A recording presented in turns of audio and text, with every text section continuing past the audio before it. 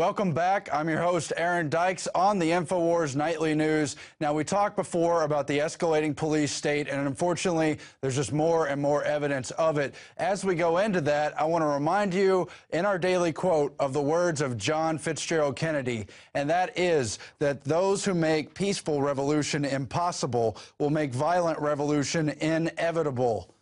And we turn now to our news and see that this is, in fact, surely happening because new microchip knows your location to within centimeters. That's on new smartphones, a new chip they're going to be putting in there. Forget the chip on your forehead, Paul Joseph Watson writes. It's going to be in your phone, and it can track you down to just a few centimeters, less than inches, less than feet. It will know what floor you're on in buildings. It's going to totally track you.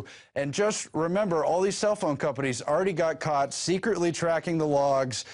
They've also had police departments, especially in the UK, I think also in the US, who've been taking cell phone data from drivers on routine stops without a warrant, and surely doing that as well from various types of suspects. With the effort to legally establish surveillance drones, further, the efforts to legally establish surveillance drones as a legitimate tool in domestic law enforcement could aid authorities in saving a lot of time and money, especially if they can just ask the cell phone companies for a log of all the location data. And if they're taking the cell phone data, as we've already discussed, how much would it take for them to put together a total tracking timeline for anyone who's a suspect or a political dissident or anyone else they want to put on the sidelines? And indeed, you've got Apple, Google, Microsoft, all the other companies working behind the scenes with law enforcement to make it happen. Just takes us one step closer.